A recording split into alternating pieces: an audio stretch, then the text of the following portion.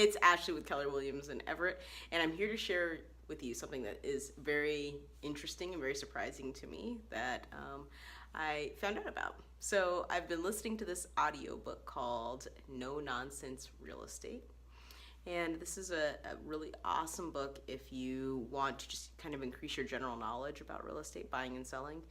Maybe if you're new to the buying process, it gives a whole ton of information that would just be helpful in you kind of like absorbing things, because the buying process is sometimes really intense. And similarly, the selling side can be really intense as well. So pick up this book.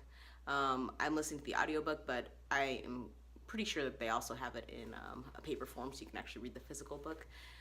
So I'll get to the thing that's shocking. The thing that shocked me is that they cite a study by the Urban Land Institute that says that for every mile you commute from home to work, it costs you $100,000 over your working life. Wow, $100,000, okay?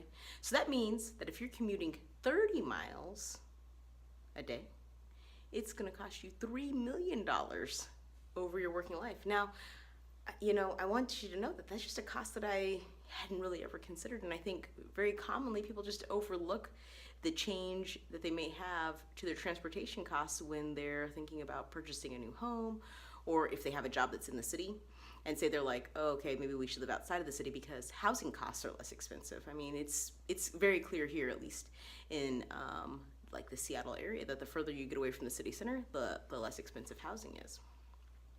And it seems like, well, it either is going to get you on the front or on the back, okay, when you combine housing and transportation. The other thing that I'll do is I did a little more research and I found a couple other links. I'll put them down below. But the costs of transportation increase dramatically, like twice as much if you're further away from work, which is really, I don't know, surprising. Very surprising. The other thing that the book cites is another study that says that your relationships may be at risk due to your commute, okay, and your health. So it says that if you have a spouse who commutes more than 45 minutes a day to work, that your rate of divorce increases by 40%. I mean, 40%. I mean, you know, you thought that maybe it was just like the person leaving the toilet roll empty. And it turns out that maybe it's the 45-minute commute that's causing all the problems. And, you know, I mean, I think that's really shocking, especially, I mean, you know, you get married and you want to stay together. And that 45-minute commute is really taking its toll. And, you know, and it's hitting more than just the wallet. You know, I mean, divorces are costly. I mean, you know, it's just more than the money. It's emotional. You know, it gets back to that. And I think it's a very important consideration.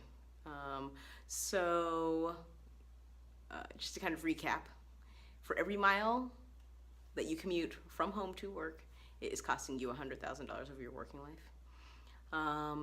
And it may, if you're commuting for more than 45 minutes, one of the spouses is, it could be increasing your rate of divorce by 40%. I mean, it's substantive. So I'll leave some links below.